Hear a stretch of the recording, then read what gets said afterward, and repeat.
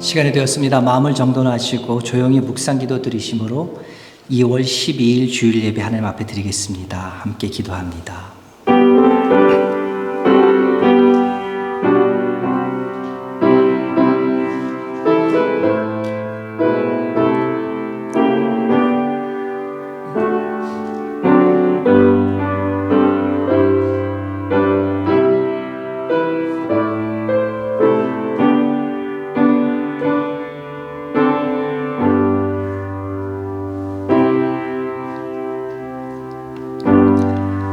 그러나 여호와께서 기다리시나니 이는 너희에게 은혜를 베풀려 하시며 일어나시리니 이는 너희를 긍휼히 여기려 하심이라. 대저 여호와는 정의의 하나님이시라. 그를 기다리는 자마다 복이 있도다. 아멘. 하나님 아버지 감사합니다. 말씀하신 그대로 오늘 우리들에게 은혜를 베풀어 주시고 공의를 베풀어 주시기 위해 이 자리에 불러주시니 주님 감사합니다. 오늘 주께서 우리에게 주시고자 하시는 귀한 은혜를 넉넉히 맛보아 돌아갈 수 있는, 하나님 넉넉히 받고 돌아갈 수 있는 귀한 예배 시간이 될 수 있도록 주님 인도하여 주시옵소서. 세상 가운데 가졌던 많은 번잡한 생각들, 많은 무거운 짐들 다 주 앞에 내려놓고 이 시간 온전히 주님만 바라보며 십자가만 바라보며 나갈 수 있는 귀한 믿음의 시간, 은혜의 예배 시간 될 수 있도록 주여 인도하여 주시옵소서. 일주일에 1시간밖에 안 되는 짧은 시간입니다. 하나님 아버지 이 시간 주님 함께하여 주셔서 이 시간 정말 우리 성도들이 마음과 영을 다해 주 앞에 드리는 귀한 예배를 받아주시옵고 예배를 통하여 하나님 우리들에게는 살아갈 수 있는 귀한 은혜가 마음껏 부어질 수 있는 귀한 은혜를 경험할 수 있는 시간 될 수 있도록 주여 도와주시옵소서. 예수님의 이름으로 기도드렸사옵나이다. 아멘. 오늘 주신 하나님 말씀입니다. 오늘 주신 하나님 말씀은요, 신약성경 우리 고린도전서 계속 이어가고 있지. 오늘은 고린도전서 1장 4절에서 9절에 있는 말씀 함께 봉독합니다. 262면에 있습니다.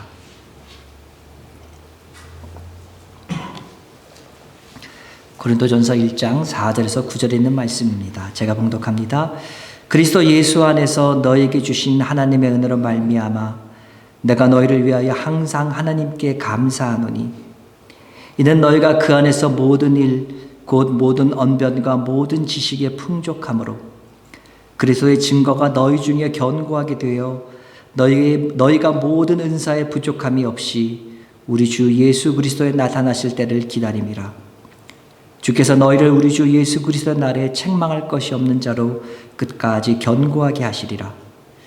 너희를 불러 그의 아들 예수 그리스도 우리 주와 더불어 교제하게 하시는 하나님은 미쁘시도다. 아멘.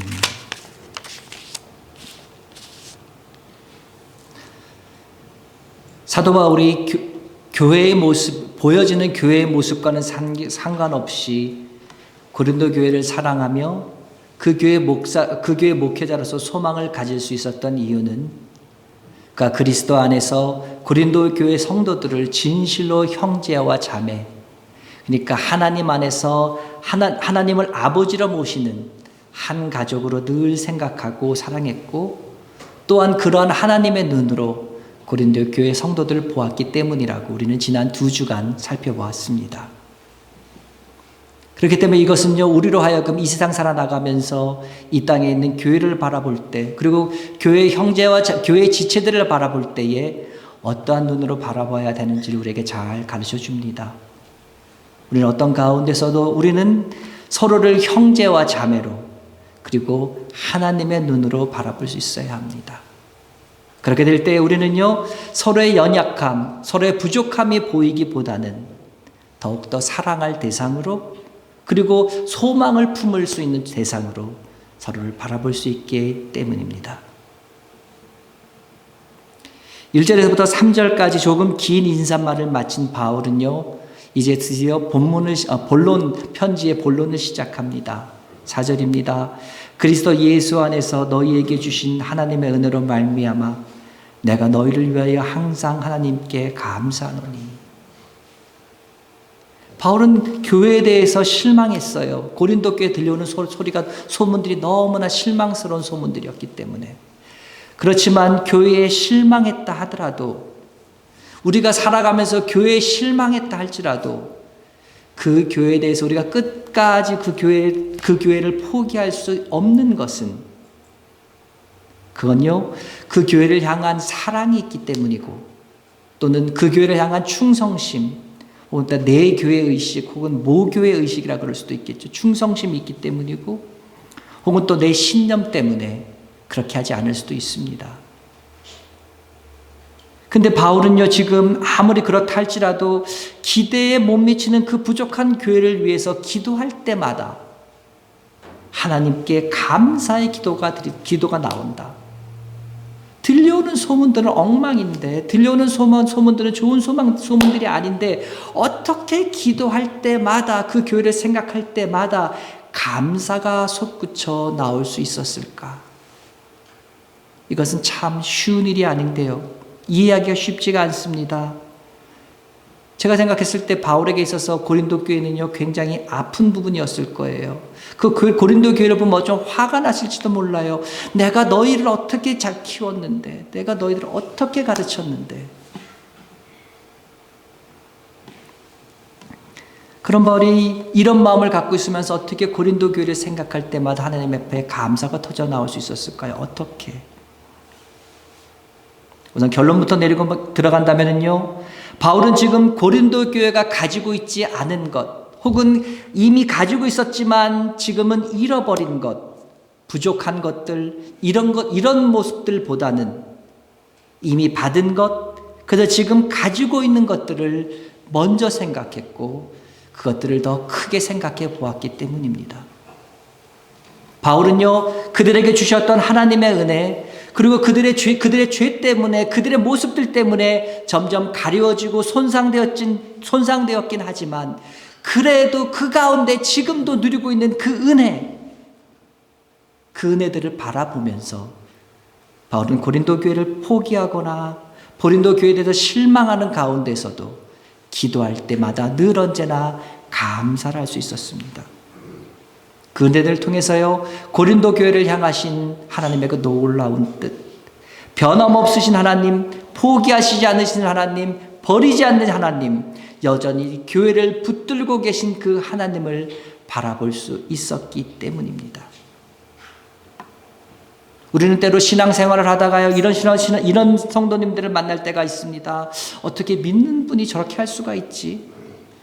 믿는 분이 어떻게 저런 행동을 할 수 있고 저런 모습을 보여줄 수 있지? 그런 분들을 만나볼 때가 있습니다. 그런 분들을 볼 때 여러분, 우리는 어떻게 대해야 됩니까? 어떤 모습을 가지고, 어떤 눈을 가지고 그들을 보아야 됩니까?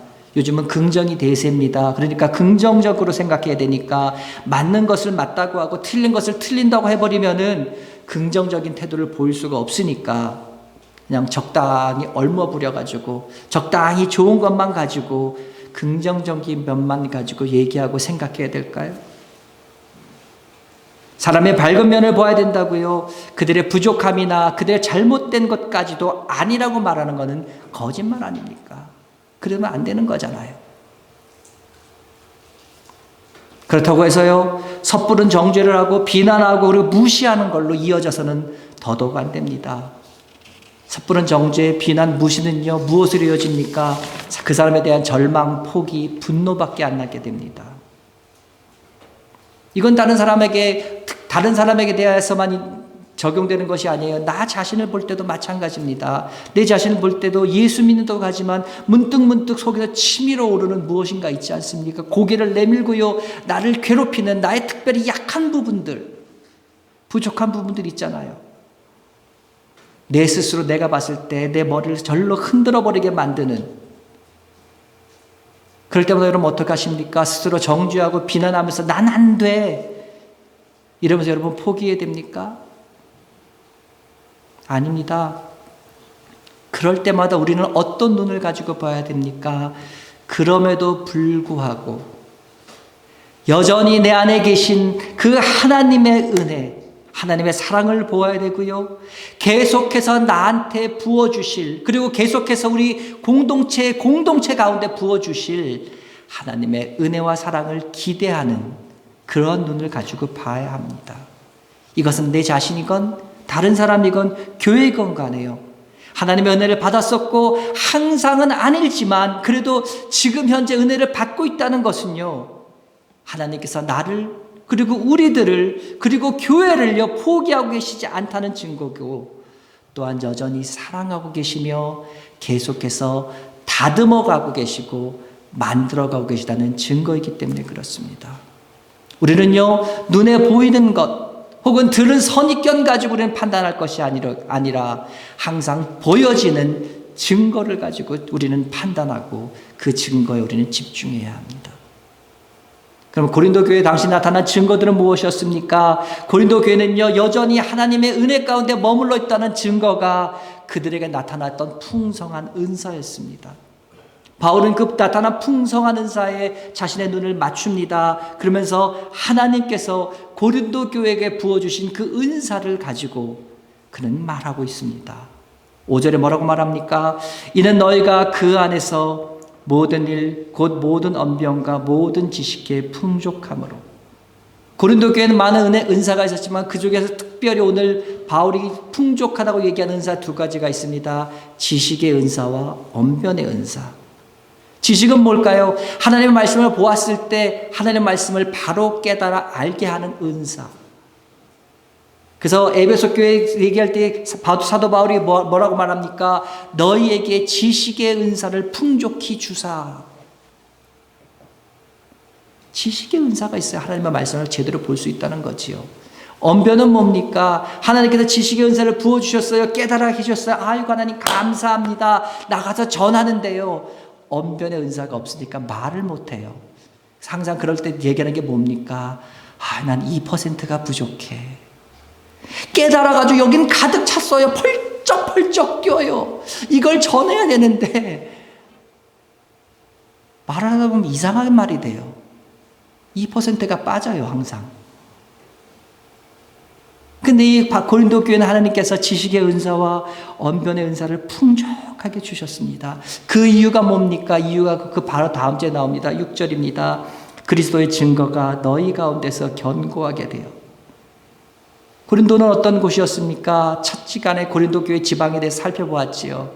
신전이 2개나 있었습니다. 큰 신전이 비너스 신전, 미를 상징하는 비너스 신전, 남성미를 상징하는 아폴로 신전이 있었습니다. 큰 신전이 2개가 있고 그 신전이 모든 고린도를 장악하고 있었어요. 음란할 뿐만 아니라 그들의 이방신들, 그들 이방신들을 따르는 이방 철학들이 모든 것을 판을 치고 있는 그러한 도시였습니다. 그런 가운데 그들에게 하나님의 말씀을 바르게 증언하고 깨달은 바를 정확하게 증언하기 위해서는 그들에게는 지식의 은사와 언변의 은사가 반드시 필요했습니다. 뿐만 아니라 고린도는 어떤 곳이었지요? 해상무역의 중심지였습니다. 항구였습니다. 항구니까요 많은 지식들이, 많은 새로운 문명들이, 많은 생각들이 들어오기 쉽습니다. 접하기 쉬워요. 그런 가운데 무엇이 하나님께서 원하시는, 무엇이 하나님께서 바라시는 길인가를 찾아가기 위해서는요, 거센 외부의 사상, 이런 신앙적인 도전을 이겨내기 위해서는요, 그들에게 있어서는 반드시 지식과 이 언변의 은사가 필요했습니다. 그런 가운데 찾아오는 많은 외국의 배를 타고 찾아오는 많은 외국 사람들에게 하나님은 어떤 분이신가? 내가 믿는 분은 어떠신가? 어떤 분인가? 그를 그들에게 알리기 위해서는 분명히 필요한 은사였습니다. 지금 현재 고린도 교회의 모습은 어떻습니까? 바울이 기대했던, 하나님이 생각하셨던 이런 모습과는 다른 모습이었습니다. 부족했습니다. 형편없는 모습이었습니다. 그러나 그래도 지금까지 풍성하게 누리고 있었던 이 두 은사들 덕분에 예수님께서 다시 오심을 기다리는 교회, 그때까지 든든하게 서갈 수 있는 교회로 자리매김해 갈 수 있었습니다. 그렇기 때문에 바울은요, 이 모습을 보면서 너희들 모습이 지금 그렇지만 하나님께서 너희들 여전히 사랑하시고 은혜를 주시고 은사를 계속 주셔서 너희들을 증인 삼고 계시다는 이것을 통해서 그 모습을 보면서 바울은 감사할 수 있었습니다. 바울은 또 이어서 그가 감사할 수 있었던 일을 말합니다. 7절입니다. 너희가 모든 은사에 부족함이 없이 우리 주 예수 그리스도의 나타나심을 기다림이라.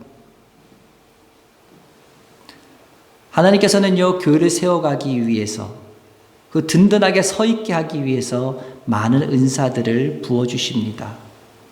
그렇기 때문에 이 은사는요, 하나님께서 은사를 주시는 이유는 첫째가 교회를 세우는 데 있습니다. 교회를 세우는 선물이라는 거죠. 그렇기 때문에 은사는요, 우리 성도 각각이라는 이 벽돌들을 흔들림 없게 잡아주셔서 하나님의 온전한, 하나님의 거룩한 성전으로 든든하게 서갈 수 있게 하는 어떤 시멘트와 같은 역할을 하는 것이 바로 은사입니다. 이 은사를 통해서 성도들이 서로 견고하게 연결되고 서로 든든하게 서갈 때에 하나님의 성전으로 그 역할을 담당할 수 있습니다. 바울은요, 고린도 교회가 부족하다는 걸 알았습니다. 고린도 교회가 그의 기대에 미치지 못한다는 걸 알았습니다. 그럼에도 불구하고 그들 위해 풍성하게 주어진 은사를 보면서 그 은사를 통해 교회가 다시 세워질 것이고 그 은사를 통해서 교회가 세워졌을 때 주님 오신 날까지 너희들이 든든하게 견딜 수 있을 것이다. 그것을 믿고 그것을 확신했기 때문에 그는 감사할 수 있었습니다. 우리는 신앙생활을 할 때 어떤 마음을 가지고 신앙생활을 합니까? 신앙생활을 할 때 언제나 풍성한 은혜 가운데서 바람직한 모습으로 하나님께서 인정하시는 모습으로 신앙생활하기를 원합니다. 그러나 그렇지 못할 때라도, 그렇지 못할지라도 예수 믿는 우리들에게는요, 여전히 내가 하나님께로부터 사랑받는 하나님의 자녀이며 그래서 하나님께서 여전히 나에게 꼭 필요한 은혜를 허락하고 계신다는 증거가 분명히 있습니다. 여러분 주변에 있는 분들 한번 생각해 보십시오. 한번 돌아보십시오. 가만히 살펴보면은요, 아, 저분은 저런 은혜가 있기 때문에, 저 은혜 때문에 지금 또 신앙생활을 하고 계시구나. 저 은혜 때문에 믿음을 지켜가고 있구나 하는 그런 은혜들이 분명히 보일 겁니다. 우리는 다른 어떤 것보다 우선해서 그와 같은 은혜들을 다른 분에게서 찾아봐야 합니다. 그래서요, 그 은혜를 볼 수 있고 그 은혜를 통해서 그분을 붙들고 계신 하나님을 볼 때에 아, 참 하나님 감사하다. 다른 분을 통해서 우리는 감사할 수 있습니다. 교회 볼 때도 마찬가지입니다. 교회를 볼 때요, 하나님께서 여전히 교회를 붙들기 위해서 하나님께서 교회에 부어주신 은혜가 분명히 있습니다. 때로는요, 종종 그 은혜는 하나님께서 그 교회에 꼭 필요한 은사를 가진 사람들을 세우시는 것으로 나타나기도 합니다. 그래서 저는 우리 교회에 소망이 있다고 생각합니다. 무엇을 근거로요? 우리 교회 빠듯하긴 합니다. 그러나 그럼에도 불구하고 가진 은사로 교회를 섬기는 분들이 있다는 것, 그것이 우리 교회에 소망이 있다는 근거입니다. 또 어떤 근거가 있습니까? 교회에 대해, 예배에 대해 예전보다는 조금은 더 소망을 가지고 조금은 더 소중히 여기는 분들이 있다는 것, 그것이 우리 교회에 소망이 있다는 근거입니다. 이런 분들이 있기 때문에 우리 로고스 교회를 붙들어 주시는 하나님의 은혜를 생각할 수 있고 하나님의 은혜를 바라볼 수 있고 그 은혜에 우리는 감사하면서 소망을 가질 수 있습니다. 아니요, 소망을 가질 수 있습니다 정도가 아니라요, 우리는 감사하면서 소망을 가져야만 합니다. 왜요? 그렇게 하는 것이 그런 은혜를 통해 증명해 보이시기를 원하시는 하나님의 기뻐하시고 선한 뜻이기 때문에 그렇습니다. 사랑하는 여러분 주위를 한번 돌아보십시오. 그리고 우리 교회를 한번 바라보십시오. 그러면서 여러분, 내 눈에 보이는 것만 생각하는 것이 아니라 우리를 통해서 이뤄 가시는, 우리에게 은혜를 베풀어 주신 그 하나님을 바라보면서 내 속에 있는 은혜, 우리 성도들에게 있는 은혜, 우리 교회 전체에 있는 그 은혜를 보면서 소망을 품고 나갈 수 있는 여러분 되시기를 간절히 소원합니다. 바울이 자신이 고린도 교회의 여러 문제에도 불구하고 그들이 기도드릴 때마다 감사할 수 있는 마지막 이유, 그러면서 가장 결정적인 이유를 8절과 9절에서 얘기합니다. 제가 다시 한번 8절 9절을 읽습니다. 주께서 너희를 우리 주 예수 그리스도의 날에 책망하실 것이 없는 자로 끝까지 견고하게 하시리라. 너희를 불러 그의 아들 예수 그리스도 우리 주와 더불어 교제하게 하시는 하나님은 미쁘시도다. 지금 우리가 누리고 있는 은혜가 있습니다. 또 그런 가운데 은사도 있어요. 그리고 그 은사의 선한 결과들이 나타났다고 해도 그것이 결코 우리들의 미래를 보장해 주지는 않습니다. 그러나 우리가 끝까지 우리의 미래에 대해서 확신을 가질 수 있는 이유를 오늘 얘기합니다. 바울은 뭐라고 얘기합니까? 하나님은 미쁘시다 말합니다. 미쁘다는 말은 무슨 말입니까? 믿었다, 믿음직하다는 순우리 말입니다. 믿었다, 믿음직하다. 이것 때문에 우리는요, 우리의 미래와 교회의 미래를 확신할 수 있습니다. 하나님은 신실하신 분이십니다. 하나님의 신실하심은요, 결코 변질되지도 않고 없어지지도 않습니다. 그렇게 신실하신 하나님께서 우리들을 무엇으로 부르셨습니까? 성도로 부르셨습니다. 자녀로 부르셨습니다. 뿐만 아니라 로고스 교회로 부르셨습니다. 우리를 그렇게 부르신 하나님, 그 하나님께서 우리들을 그리스도의 몸과 지체가 되게 하셔서 그리스도와 온전한 교제를 이루게 하셨습니다. 로마서 11장 29절에는 말합니다. 하나님의 은사와 부르심에는 후회하심이 없느니라. 여기서 후회에 해당되는 단어가 아메타멜로스라는 말입니다. 아메타멜로스, 이거는요, 우리말로 바꾸면은요, 변경할 수 없는, 취소할 수 없는 말입니다. 그러면 이걸 바꾸면 무슨 말입니까? 하나님의 은사와 부르심은 변경할 수 없느니라. 하나님의 은사와 부르심은 취소할 수 없느니라. 그래서 이 말씀은 신약 성경에 무엇과 가장 관련돼서 쓰입니까? 구원과 관련해서 쓰였습니다. 구원은, 우리에게 주신 구원은 변경될 수 없는, 취소할 수 없는 거잖아요. 하나님은 우리를 부르는 부르심도요, 우리를 구원해 주시겠다는 하나님의 의지처럼 변경하거나 취소하지 않겠다는 뜻입니다. 당연합니다. 하나님께서 우리와 교제하시기 위해서, 하나님께서 우리와 함께 하시기 위해서 우리에게 치르신 그 대가만 봐도 분명히 보입니다. 하나님께서 우리를 부르시고 그리스도와 교제를 하시기 위해서 하나님은 내어주실 수 있는 최선의 것을 내어주셨습니다. 우리에게 그런 만한 가치가 있었습니까? 우리에게 그만한, 하나님을 기뻐하게 해줄 만한 어떤 것이 있었습니까? 아니요, 아무것도 없었습니다. 그럼에도 불구하고요, 하나님은 우리가 죄인이었을 때에, 우리가 연약했을 때에, 하나님과 원수였을 때, 그때에도 하나님 우리를 자녀 삼기 위해서, 하나님 우리와 교제하기 위해서 우리에게 무엇을 해주셨습니까? 하나밖에 없는 아들, 그 사랑하는 아들 예수를 십자가에 못 박아버리셨습니다. 그런 분이 지금 우리들의 연약함 때문에, 우리들의 부족함 때문에 우리를 포기하시겠습니까? 아니지요. 물론 지금 우리들을 돌아보면은요, 내 모습을 돌아보면은 도무지 그리스도에 오시는 그날에 책망할 수 없는 그 자리에 설 수 있는 그런 사람으로 설 수 있을 것 같지가 않아요. 아니, 오히려 그 반대로 책망받는 자리에 서 있을 확률이 더 높은 것 같아요.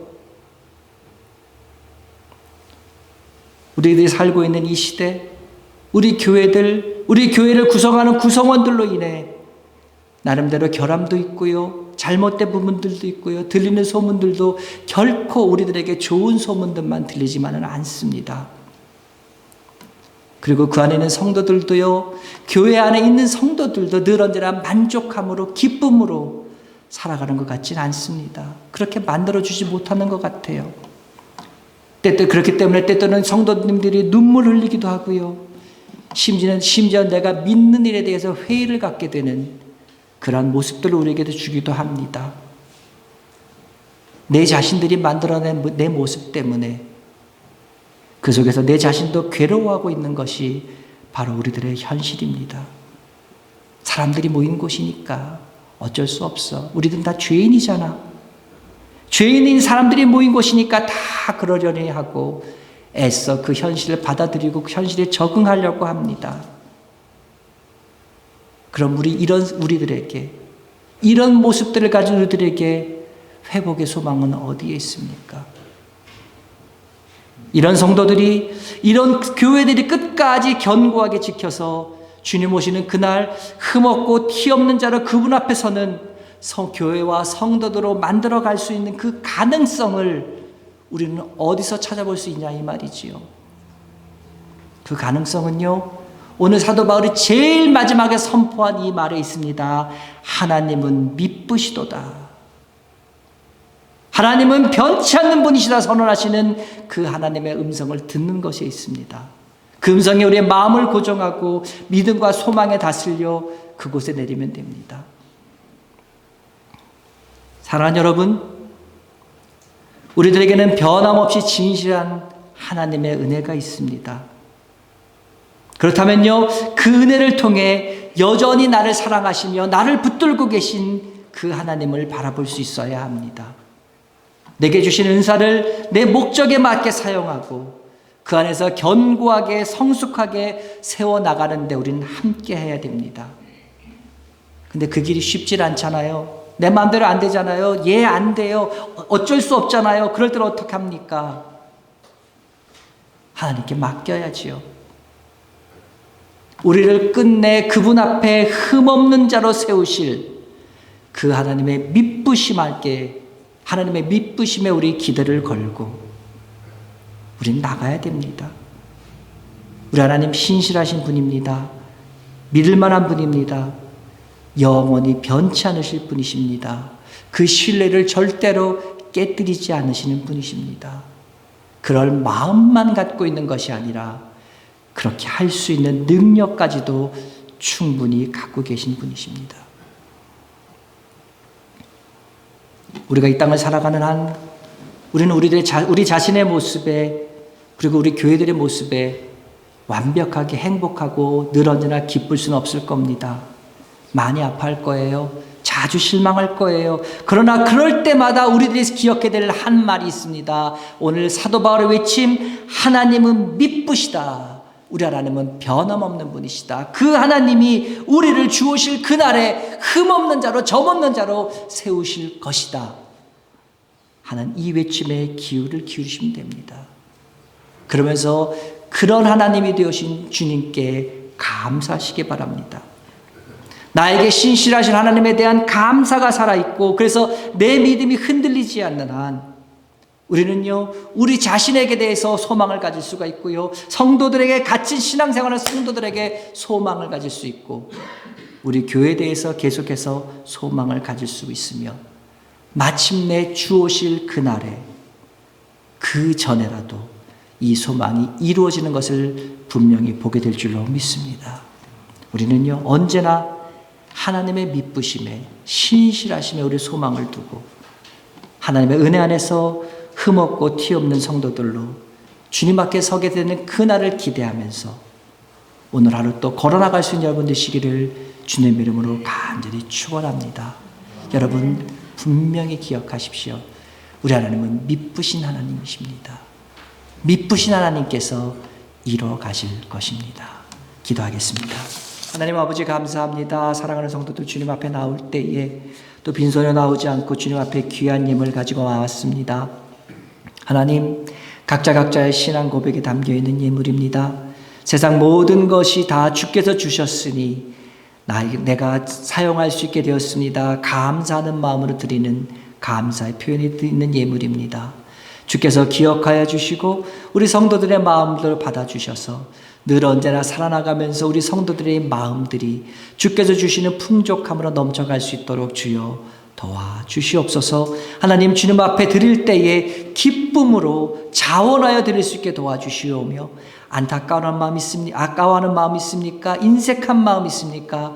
주여 불쌍히 여겨 주시옵고, 하나님의 그런 마음보다는 주님께 더욱더 내 드리기를 기뻐하는 마음들이 넘쳐갈 수 있는 주의 성도들 될 수 있도록 도와주시옵소서. 내 물질이 있는 곳에 내 마음도 있다고 하셨던 그 말씀대로 하나님의 물질 때문에 내 마음이 흔들리는 것이 아니라 주님으로 인해서 내 마음이 움직여지는, 주님, 내가 주님 사랑합니다, 주님이 내 첫 번째십니다, 가장 우선이십니다 고백할 수 있는, 말로만 고백되어지는 신앙이 아니라 삶 속에서 행동으로 나타날 수 있는 귀한 신앙들이 될 수 있도록 주여 인도하여 주셔서 주께서 드릴 때에 항상 이 모든 것이 넘칠 수 있는 주의 제단 될 수 있도록 주여 인도하여 주시옵소서. 이제는 우리 주 예수 그리스도의 은혜와 하나님 아버지의 그 극진하신 사랑하심과 성령님의 감화 감동 위로 교통 역사 충만케 하심이 오늘도 세상에 나가는 사랑하는 성도들 머리 위에 이 세상 살아나가면서 주의 신실하심을 믿부심을 의지하며 나가기를 사랑하는 성도들의 그 다짐과 결심들 위에 오늘부터 시작되는 일주일 동안의 삶들 순간순간들 위에 이제로부터 영원토록 함께 있을지어다. 아멘.